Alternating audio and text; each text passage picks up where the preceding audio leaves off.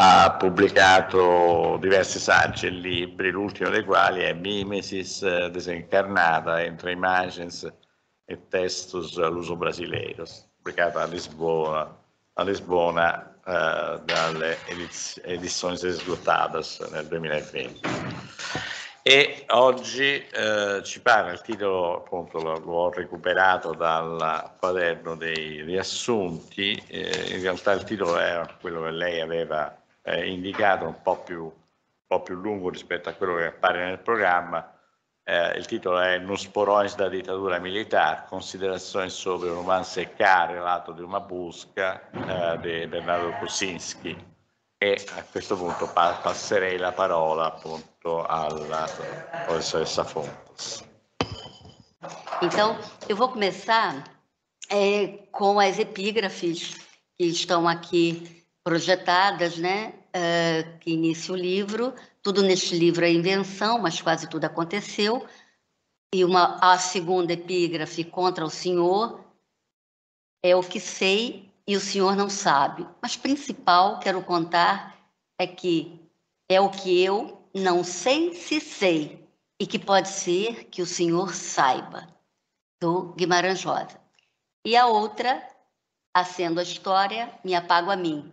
No fim desses escritos, serei de novo uma sombra sem voz. Em um tempo em que parte da sociedade brasileira se encontra em estágio de amnésia e brada ferozmente pela volta da ditadura, ignorando o passado de violência construído sob o jugo do governo militar que durou de 64 a 85, creio que o argumento tratado pelo romance de Kuczynski é de grande urgência e vem corroborar o alerta quanto ao imperativo de se manter viva a memória dos anos de chumbo, mostrando-a mesmo para aqueles que não a desejam ver. Embora a ascensão dos militares ao poder em 64 marque o surgimento de uma literatura de teor que traz à luz, a partir de diversos prismas, os arquivos dos anos de chumbo, Kuczynski observa, entretanto, que a memória coletiva da ditadura é ambígua e vaga. E o seu registro, mais e mais, vai se tornando uma imagem difusa e desimportante na nossa memória histórica.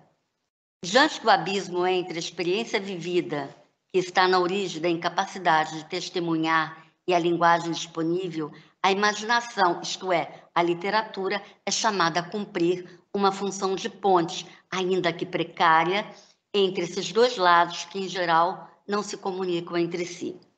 Assim como o depoimento jurídico, o testemunho artístico literário, bem como observou Seligman Silva, pode servir, abro aspas, para se fazer um novo espaço político para além dos traumas que serviram tanto para esfacelar a sociedade como para construir novos laços políticos, fecho aspas.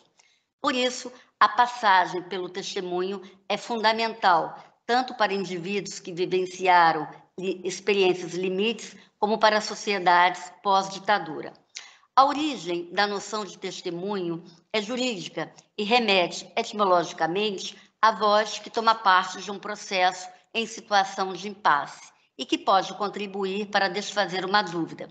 Além disso, o testemunho, como novamente observa Silva, se associa na tradição com uma figura do mártir, o sobrevivente de uma provação. Em ambas as condições, trata-se de indicar uma fala em tensão, como uma realidade conflitiva. No uso jurídico, a compreensão da testemunha se dá a partir do entendimento de testes, isto é, de um indivíduo que, na condição de terceiro, depõe diante do tribunal para dar sua versão acerca dos fatos. Por outro lado, a testemunha, no sentido de alguém que sobreviveu a uma catástrofe e que não consegue dar conta do vivido, relaciona-se à ideia de testemunha como supertes, ou no grego, mártir. Na década de 60, surge na América Latina, após a Revolução Cubana, o testemunho, uma forma discursiva que agrega política e resistência, ligada a grupos ou classes de indivíduos silenciados, apagados das páginas da história, que tentou vincular a produção literária testemunhal ao resgate da história contemporânea. de modo a possibilitar uma contraposição de vozes desses sujeitos subalternos marginalizados em face da versão hegemônica produzida pela história oficial. Tanto no contexto da Shoah quanto da América Latina, é possível se falar em uma necessidade de se testemunhar. Porém, enquanto no testemunho da Shoah essa necessidade deve ser compreendida em sentido jurídico, mas também pelo viés do trauma, já o testemunho latino-americano deve ser pensado quase que exclusivamente em um sentido de necessidade de se fazer justiça, abro aspas, e de conquistar uma voz para o subalterno, fecho aspas, Seligma Silva. No Brasil, entretanto, os debates em torno da literatura testemunhal passam, em geral, pela reelaboração dos traumas da ditadura, que incluem os estudos de diversos romances produzidos desde a década de 60 até os nossos dias, divididos, segundo Figueiredo, em 3 fases.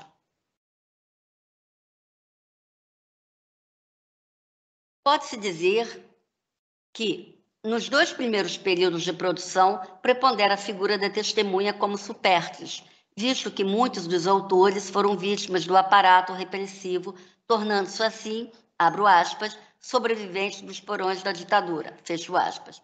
Outros foram torturados ou exilados.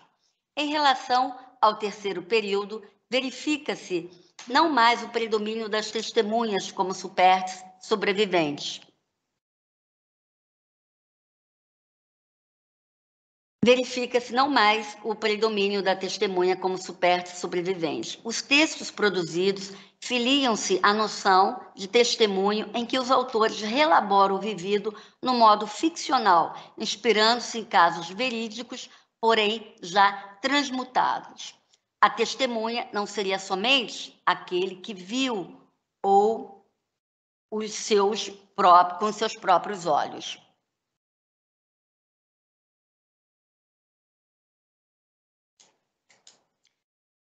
Cá, Relato de uma Busca, está inserido neste último momento em que promove uma reflexão sobre o próprio ato de escrever e de testemunhar. A busca de Cá, conforme o professor Hétero Finati Selgro, que está aqui presente, cessa, e abro aspas, cessa de ser apenas um relato, como indica o subtítulo acrescentado em 2014, para se transformar numa grande parábola da procura pela palavra ausente do ausente, pela palavra-chave que permitiria penetrar no castelo kafkiano ou dar conta de modo integral da falência de toda busca por uma verdade apagada e impossível de ser recuperada. Fecho aspas. Eu acrescentaria, professor Hétero, ainda que é uma grande alegoria da impossibilidade de dizer o real, de narrar os acontecimentos e de representar a violência e a opressão. E isso já se enuncia com as epígrafes que abrem o romance quando o autor adverte o leitor sobre os limites da fala testemunhal que esbarra nas relações entre o que é ficção e realidade. Tudo neste livro é invenção, mas quase tudo aconteceu. O testemunho, então, transgride o modo canônico de propor o entendimento da qualidade estética, pois para o sujeito da enunciação, entre o impacto da tragédia e os recursos expressivos, pode haver um abismo intransponível, de modo que toda formulação pode ser imprecisa ou insuficiente. Essa insuficiência da voz testemunhal é minimizada na narrativa de Cá com a substituição do filho Bernardo Kuczynski pela figura do pai, escritor Yiddish, em busca da filha desaparecida, que ao longo de sua peregrinação como um judeu errante, vai reunindo documentos, depoimentos, fotos, fatos, cartas, e após a falência de suas buscas, decide escrever um livro, o que aponta para o aspecto memorial e histórico da reunião dessas lembranças como registro de que a filha realmente existiu. Trata-se de uma poética de restituição de corpos que não teve direito à sepultura e, ao mesmo tempo, de não esquecer a barbárie. O relato propõe, então, repensar certo tipo de memória em risco de ser cancelada, porque K, portanto, assume uma função suplementar e parcial em relação ao resgate dos restos, despojos e ruínas do passado, acionando o dispositivo de representação das perdas, não só individual, mas também coletiva. Pode-se dizer que K encena tanto as figuras de Supertz quanto de Testes. Em primeiro lugar, porque Kuczynski é um sobrevivente, Supertz, do aparelhamento repressivo, posto que, como militante e opositor ao regime, foi forçado a se exilar para não ser preso, afastando-se desse modo do destino trágico que muitos presos políticos tiveram nos porões da ditadura.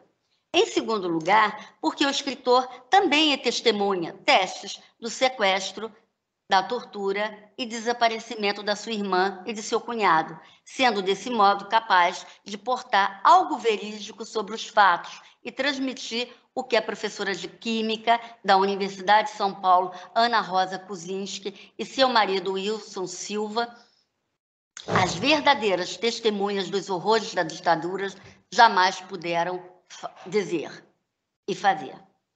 Ana e o Wilson, militantes da Ação Libertadora Nacional, foram presos em 22 de abril, coincidência, né? 22 de abril, uma data importante no Brasil.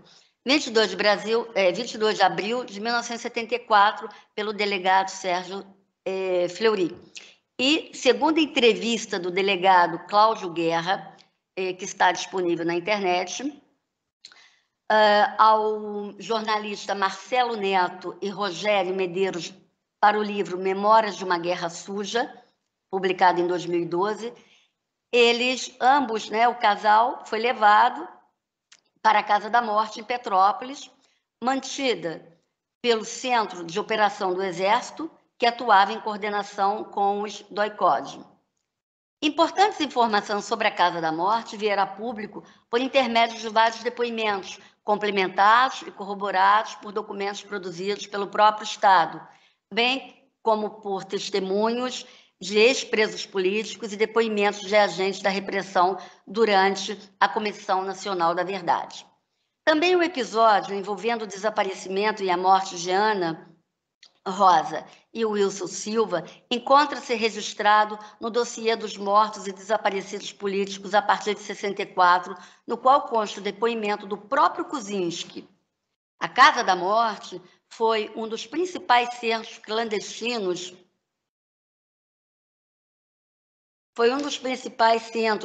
clandestinos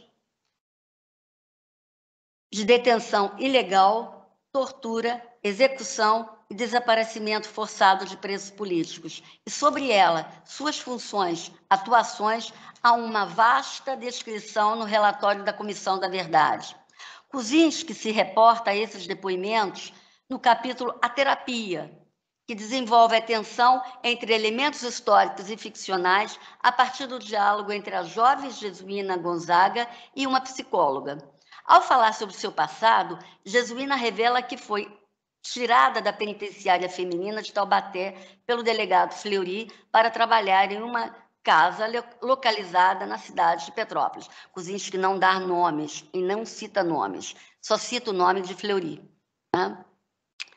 Questionada sobre o local, a faxineira acaba contando à psicóloga o modo de funcionamento da casa, seu sistema de cárcere, tortura e desaparição.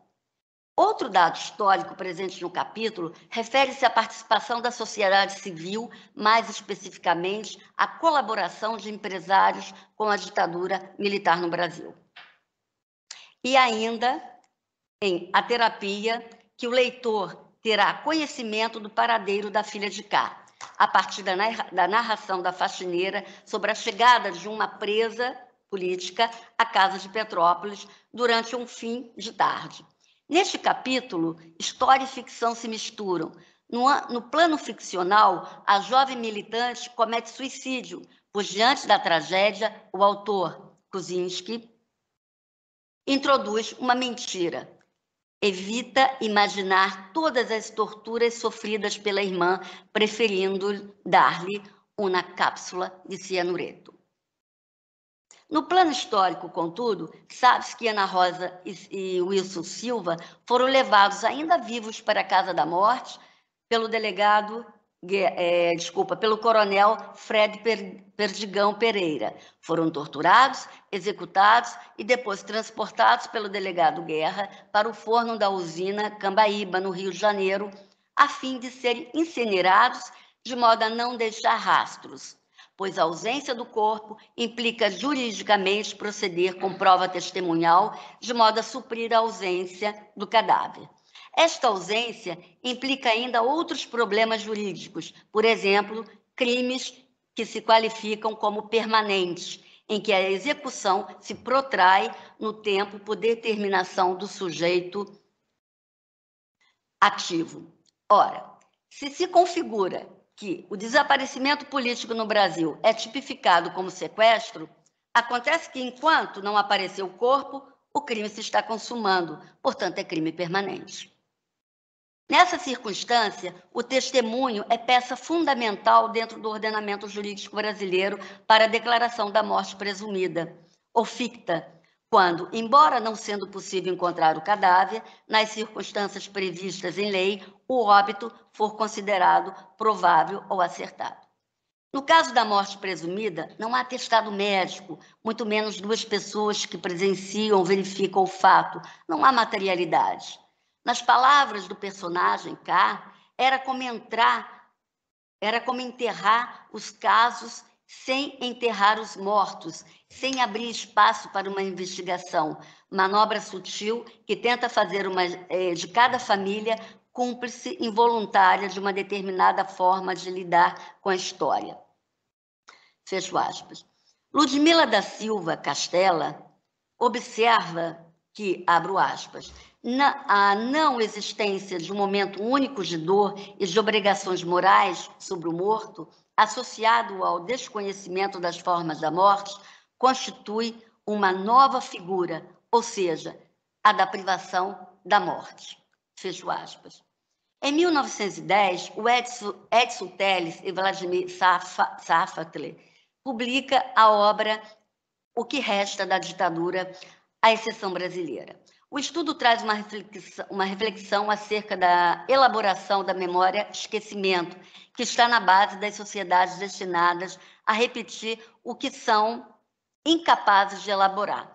De fato, no Brasil, não houve a chamada justiça de transição para a democracia, interrompida por articulações políticas que inviabilizaram a passagem do estado de exceção para um estado de direito e, consequentemente, a passagem pelo testemunho. Ao contrário, por exemplo, e em particular de Chile e Argentina, onde se verifica uma extensa produção de teor testemunhal sobre a tirania dos governos autoritários e violentos. A justiça de transição se apoia na ideia de que uma sociedade pós-conflitual que registra um alto grau de desagregação reveja os atos normativos e atos administrativos praticados durante o período de execução. Com efeito, devido à Lei de Anistia de 79, as vítimas da ditadura militar brasileira nunca puderam se transformar em acusadores, nem os eventos ocorridos durante esse período foram transformados em fatos. A lei impunha o esquecimento dos crimes de tortura dos agentes do Estado e, numa inclusão posterior incluiu o terrorismo de esquerda, numa igualdade axiológica entre crimes praticados pelo Estado e pelos subversivos, não diferenciado entre eles. O bloqueio e o sequestro do testemunho impediram que este se desse tanto em sua esfera jurídica, objetiva, como também nos moldes dos demais testemunhos falados e escritos. Ao longo do romance, todos os contatos que K estabelece são usados pelo aparelho repressivo para provocar terrorismo psicológico contra ele. Sua petição à Comissão de Direitos Humanos, e à Organização dos Estados Americanos foi rejeitada, pois tudo pois, segundo o governo brasileiro, nada constava sobre a filha nos arquivos do Estado. K considerava tudo isso um escárnio, interpretando o absurdo da situação como totalitarismo institucional, que exige que a culpa, alimentada pela dúvida e opacidade dos segredos e reforçada pelo recebimento das indenizações, permaneça dentro de cada sobrevivente como um drama pessoal e familiar, e não como tragédia coletiva que foi e continua sendo meio século depois. O objetivo dos perpetradores dos desaparecimentos era de criar um limbo jurídico através da negativa estatal de reconhecer que as vítimas pudessem estar sob custódia do Estado ou dando informações contraditórias sobre o seu paradeiro, mantendo seus familiares num vazio informativo. Abro aspas. Era uma guerra psicológica, afirma K. Nessa modalidade de guerra, confundir o inimigo com as mentiras é um recurso legítimo, equivale às cortinas de fumaça das guerras convencionais. Enganaram-se os que esperavam a relação humanitária de vítimas de uma guerra já vencida. Fecho aspas. De fato, há uma lacuna temporal de quase 30 anos entre o fim do governo ditatorial e a instalação da Comissão Nacional da Verdade, criada somente em 2011, após a pressão da Corte Interamericana de Direitos Humanos em 2010, que condenou o governo brasileiro pela detenção arbitrária, tortura e desaparecimento forçado de 70 pessoas, no caso específico da guerrilha do Araguaia durante a ditadura. No relatório de mérito, esta Corte insiste que o Estado brasileiro adote as medidas necessárias a fim de garantir que a lei da anistia não continue representando um obstáculo para a persecução penal de graves violações de direitos humanos. Atualmente, o Procurador da República do Rio de Janeiro, Antônio do Passos Cabral, vem trabalhando nas ações do Ministério Público Federal que visam a responsabilizar autores de crimes cometidos na ditadura militar, isentados de punição pela lei da anistia. Passo Cabral é líder do grupo de trabalho que envolve alguns pontos importantes para reverter o processo de caráter elucidativo da Comissão da Verdade em processos penais, implicando busca e prisão, perda de cargo público, de aposentadoria e liquidação do valor mínimo de indenização. Para concluir, e não é sem razão, que o romance K, publicado em 2011, um ano após a sentença promulgada pela Organização dos Estados Americanos, se abre com a epígrafe de Guimarães Rosa: conta ao Senhor e é o que sei, e o Senhor não sabe. Mas o principal quero contar é o que eu não sei se sei, e que pode ser que o Senhor saiba. O caráter instável da verdade, do saber ou não saber, é posto desde o início. O autor adverte que saber a verdade não exclui a obrigação de procurar o reconhecimento dela e tampouco a punição dos responsáveis pelas atrocidades acometidas durante a ditadura. Se alguma entidade sabe mais do que o autor, como mostra a epígrafe, trata-se dos órgãos que continuam sonegando as informações sobre os presos políticos. Com efeito, a Comissão Internacional dos Direitos Humanos sublinha que o desaparecimento como violação dos direitos procura produzir a anulação da personagem jurídica da vítima. Como observa Diana Cordon e Lucila Edelman, tu não existes, não está nem com os vivos, nem com os mortos. A pessoa desaparecida desaparece para o mundo e o mundo para ela. Essa indiferenciação marca o não lugar do sujeito e de seu próprio corpo, que permanece fora de qualquer personalidade jurídica, fora da lei. O relato de Kozinski tenta dar conta dessa lacuna que é preenchida pelo teor testemunhal, cujo processo experienciado parece sintetizado numa outra citação que abre o romance extraída de Terra Sonâmbula de Mia Couto. Acendo a história, me apago a mim. No fim desses escritos, serei de novo uma sombra sem voz. O apagamento aparece como interdição do sentido e permite intervir as opressões sociais, o aspecto fragmentário da repressão da ditadura. Ao apagar-se a si mesmo e acender a história, ficam indicadas também as transgressões a serem assumidas pela voz narrativa de intenção memorialística.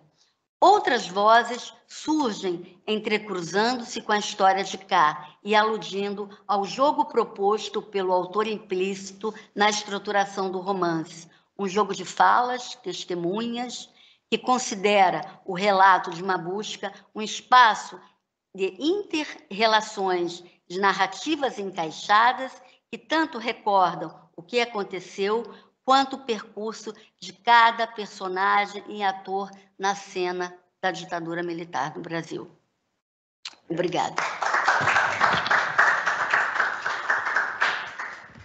Ringraziamo Maria Aparecida per questa analisi di un romanzo che è stato peraltro anche ampiamente studiato anche in ambito italiano. Ricordo appunto i contributi della Scaramucci che sono stati importanti per quello che riguarda la lettura di questo libro. È tanto più urgente questa memoria della dittatura e questo studio appunto di opere come Ca, come molte altre appunto relative a quel periodo, proprio considerando quella che è la situazione attuale che si sta vivendo, in cui appunto la cancellazione o il tentativo in qualche modo addirittura di esaltare il periodo della dittatura militare fanno parte, diciamo, quasi del programma di governo, quindi è estremamente importante continuare in qualche modo in questo appunto testimonianza, in questo studio di opere che appunto ci narrano le vicende di singoli che però hanno un valore esemplare per tutta la popolazione brasiliana.